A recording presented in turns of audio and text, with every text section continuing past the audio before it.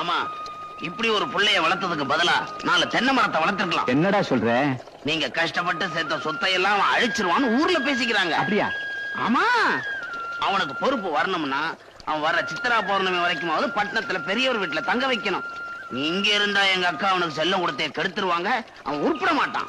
டேய், அங்க பாரு, நம்ம மணிமாற மாதிரி இல்ல? தம்பி, இப்படி உச்சி வெயில்ல கலப்பைய பிடிச்சு விழுதா அப்பா பார்த்தா என்ன நினைப்பாரு? பார்த்து பெருமைப்படுவார். டேய், என்னமோ பேசுனியே, அங்க பாடுறா. அவனுக்கு இருக்கிற பொறுப்புல 100ல 1 பங்காவது உனக்கு இருக்கா? அரஞ்சன தெரியுமா? வாடா.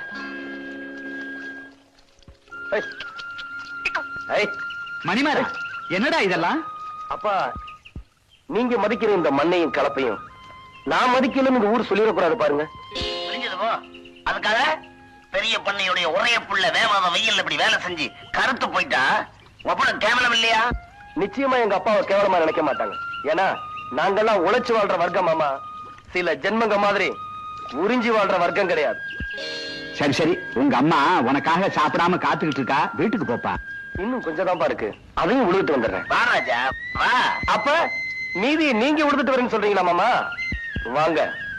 நானா? என்ன நானா? பிஎஸ்சி படிச்ச என் மகனே வயல்ல இறங்கி விழும்போது உனக்க உனக்கு என்ன கேடு? போய் கலப்பிய பிடி. மாமா, அப்பா செய்யும் தொழிலே தெய்வம்னு மாமாக்கு நல்லாவே தெரியும். நீங்க போங்க, நான் இறக்கி விட்டு வரேன். கொடைய கொண்டா. ஆமா, இந்த ஸ்டைல்ல ஒண்ணும் குறைச்சல் இல்ல. மாமா மாப்ள மாமா மாப்ள வந்தீங்கன்னா நான் 100 அடி பாயுவேன். நீங்க வட்டத்துக்குள்ள போனீங்கன்னா நான் கோலத்துக்குள்ளேயே போவேன். புரிஞ்சதா? இறங்குங்க. பரவாயில்ல, வாங்க. பழக்கிடுச்சு. மாமா நல்லா ஆழமா விழுங்க. நீங்க போங்க, அவர் விழுந்துருவார். விவரம் தெரிஞ்சவனாதான் இருக்கு. உன்கிட்ட கொஞ்சம் உஷாரா இருக்கு. அம்மா அம்மா. வாப்பா மணி, உங்க அப்பா கோவமா இருந்தாரே, மாட்டிக்கிட்டியா? நானா மாட்டிக்குவேன்? நம்ம மாமாவை மாட்ட வச்சுட்டேன். அப்படியா? ஆமா, அப்பாவுக்கு மாமா மந்திரம் ஓதிக்கிட்டத பார்த்தேன். உடனே வயல்ல இறங்கி ஏற பிடிச்சு விழுக ஆரம்பிச்சிட்டேன். இத பார்த்த நம்ம அப்பா மேல்நாட்டுல படிச்ச பையன் இப்படி வெயில்ல கஷ்டப்படுறானே நினைச்சு அப்படியே பூரிச்சு போயிட்டாரு.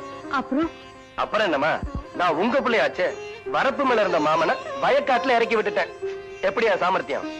ரொம்ப சந்தோஷப்பா. அம்மா, ஏமா கலங்குறீங்க? ஒண்ணுமில்லப்பா, இத்தனை நாளா படிப்பு படிப்புன்னு சொல்லி உன்னை என்கிட்ட இருந்து பிரிச்சு வச்சுட்டாங்க. இனிமேலும் உன் மாமா எல்லாத்தையும் பொல்லாத்தையும் சொல்லி உன்னை என்கிட்ட இருந்து பிரிச்சு வச்சுட்டா என்னால தாங்க முடியாதப்பா.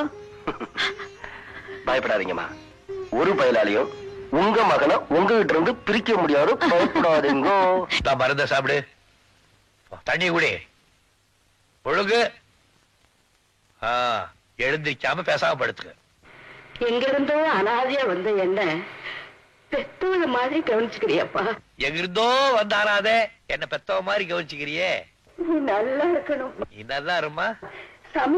சமையல பத்தி கவலைப்படாத, நான் பாத்துக்கிறேன். எல்லாம் ரெடி. தாளிப்பு மட்டும்தான் பாக்கி. வாசனை வரும். சமையல் என்ன பெருசா? எப்படி என்னமோ பீத்திக்கிறாள். அரிசிய தடியில போட்டா சோறு, பருப்ப தடியில போட்டா சாம்பார், புளிய தடியில போட்டா ரசம், தயிர தடியில போட்டா மோரு. பெருசா இது வெட்ட.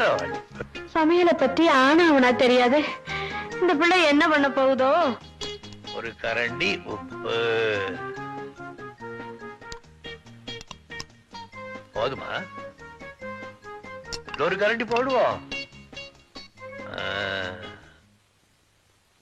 அடடே, என்ன பாட்டி, இன்னும் உடம்பு சரியாகலையா? அப்படியே தாமா இருக்கு. அப்ப நான் போய் சமைக்கட்டுமா? வேண்டாமா, உன் மாமன் சமைக்குது. மாமா சமைக்கிறாரா? பழவா பொடி ஒரு கரண்டி.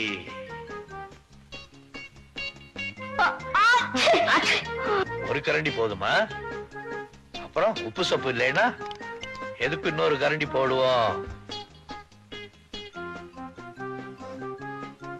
ஐயா பாண்டியா. ஐயோ, என்ன ஏயா சாம்பார்ல மிளகா பொடியை நிறைய போட்டியா? காரம் போட்டேன். மீனாட்சி சாப்பிட மாட்டாப்பா காரம். என்ன கொஞ்சம் கருப்பட்டி போட்டா போகுது. கருப்பட்டி போய் சாம்பார்ல போடுவாங்களா? சாம்பார். ஐயா நீ பேசாம இரு, கௌரிய கூட்டி சமைக்க சொல்றேன். எவ்வளவு வேணாம், எவ்வளவு தேவை எனக்கு தேவையில்லை. நானே சமைச்சு நானே தங்கச்சிக்கு போடுறேன். உனக்கு கொஞ்சம் கொண்டாடுற பாரு. பாண்டியா, முக்காவாசி நான் செஞ்சுட்டேன். முடிவுல யாரோ வந்து பேர தேடிட்டு போறதுக்கா கௌரி இந்த மாதிரி செய்வாளா?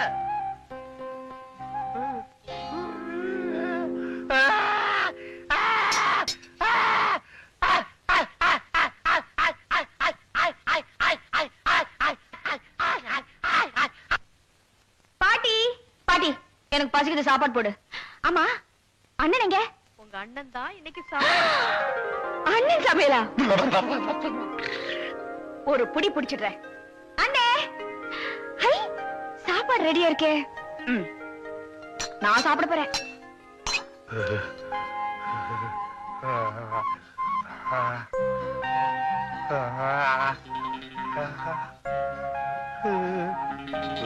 ஆஹா,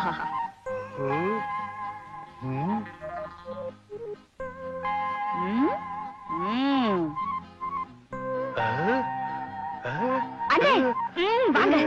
எப்படி பிரமாதமா சமைச்சிருக்கீங்க. என்ன நீங்களே சாப்பிட்டு பாருங்க.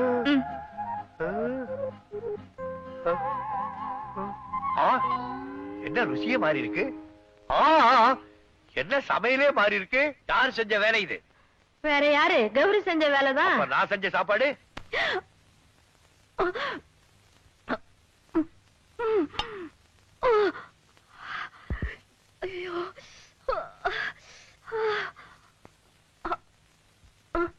ரொம்ப காரமா? இல்லையே. அப்படியா? அப்புறம் ஏன் கண்ணுல காவேரியா ஓடுது? அதெல்லாம் ஒண்ணும் இல்ல. இவ்வளவு அருமையா சமைக்கிறவர புருஷனை அடைய இன்னும் நேரம் வரலையே நினைச்சு விடுற ஆனந்த கண்ணீரு. அப்போ என் அண்ணன் சமையல ருசிச்சு சாப்பிடுறேன்னு சொல்றீங்க. சாப்பிடுங்க. எனக்கும் கொஞ்சம் கொடுங்களேன். ஐயோ வேண்டாமா. ஏன் என் கண்ணிலையும் காவேரியா உடனே பயப்படுறீங்களா? அது விடுங்க.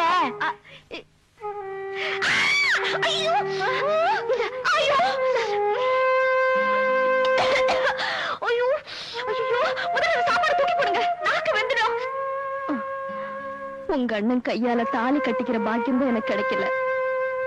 அது கையால சமைச்சத சாப்பிடுற பாக்கியமா அது கிடைச்சிருக்கேன்னு நான் சந்தோஷப்பட்டுக்கிட்டு இருக்கேன். இத போய் ஏண்டி அப்படி பாக்குற?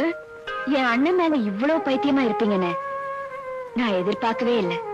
மீனா, நான் தெரியாம கேக்குறேன். உங்க நிழல கண்டாலே எரிஞ்சு விழுகிறீங்க அண்ணன். இனிமேல உங்களை கட்டிக்குவாருன்னு நம்புறீங்களா? உங்க அண்ணன் என்ன கைப்பிடிச்சாலும் சரி, கைவிட்டாலும் சரி, எனக்கு புருஷன் அதுதான். ஏன்னா அது கூட குடும்பம் நடத்தி பேரம் பேத்திங்க கூட எடுத்தாச்சுடி.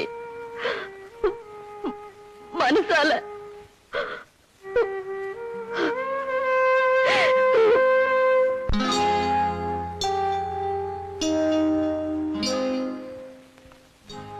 என்னம்மா?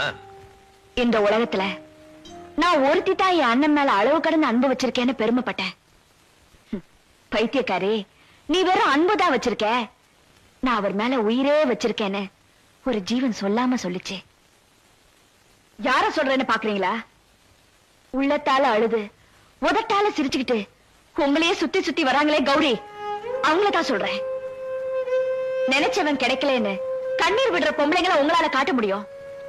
ஆனா நினைச்சவன் கிடைக்கணுங்கிறதுக்காக உணர்ச்சிகளை தியாகம் செஞ்சு யாகம் வளர்க்கிற கௌரிகளை உங்களால காட்ட முடியுமா? உங்களுக்கு ஒரு பொண்டாட்டி வேணுங்கிறதுக்காகவோ இல்ல எனக்கு ஒரு அண்ணி வேணுங்கிறதுக்காகவோ கௌரிய கல்யாணம் செஞ்சுக்க சொல்ல. புனிதமான அன்பை செலுத்துற அந்த ஆத்மாவோட சாபத்துக்கு நீங்க ஆளாக கூடாதேங்கிறதுக்காக தான் சொல்றேன். அவளை நான் கல்யாணம் செய்துக்க முடியாது. ஏன்? எனக்கு பிடிக்கல. ஏன் என்ன போய் சொல்றீங்க? உங்களுக்கு அவங்கள பிடிக்கலனா நீங்க எப்போ வேற ஒரு பொண்ணை கல்யாணம் பண்ணிருப்பீங்கல்ல? சொல்லுங்க, என்ன காரணம்? எத்தனை தடவை கேட்டாலும் ஒரே காரணம் தான்.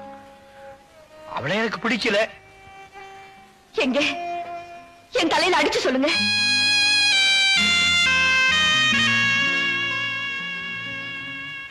நடந்ததை எல்லாம் மறந்துட்டு நான் சந்தோஷமா இருக்கேன். பல வருஷம் ஆச்சு. இப்ப ஏன் மறுபடியும் அதை ஞாபகப்படுத்துற? அண்ணே, தயவு செஞ்சு நான் கேட்டதுக்கு பதில் சொல்லுங்க. சொல்லுங்க அண்ணே. எனக்கு அவதான், அவளுக்கு நான் தான்னு நம்ம வீட்டு பெரியவங்க எல்லாம் முடிவு பண்ணி வச்சிருந்தாங்க. அப்போ அப்போ உங்க கல்யாணத்தை முடிச்சிருக்க வேண்டியதானே? நாங்க தயாரா தான் இருந்தோம். ஆனா கல்யாணத்துக்கு முன்னால யாரோ ஒரு பெரியவர் என் ஜாதகத்தை பார்த்துட்டு நான் அவளை கல்யாணம் பண்ணிக்கிட்டேன்னா என் ஜாதகப்படி அவ இன்னும் 3 மாசத்துல செத்து போயிடுவான்னு சொன்னாங்க. நான் ஜாதகத்தை நம்பல. ஆனா அம்மா என்னை கூப்பிட்டு, அட பாய் பயலே, உனக்காக அந்த பொண்ணு ஏன்டா சாகணும், இந்த கல்யாணம் வேணாம் நிறுத்திடுன்னு சொன்னாங்க. அவ்வளவுதான், நான் மறுவார்த்தை பேசல. கல்யாணம் நின்று போச்சு. பல வருஷம் ஆச்சு. அவளுக்கும் வயசாகிட்டே இருக்கு. என்னை வெறுத்துட்டு வேற யாரையாவது கல்யாணம் பண்ணிங்கிறதுக்காக நான் அவளை திட்டி பாக்குறேன்.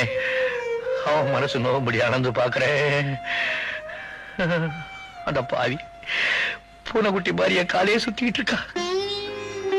அவ இந்த வீட்டுல மட்டும் இல்ல, என் நெஞ்சுக்குள்ளேயே அவதான் இருக்கா. ஒன்று சொல்றேன், இந்த கட்ட வேகிற வரைக்கும் அவன் என் மனசு விட்டு போக மாட்டான்.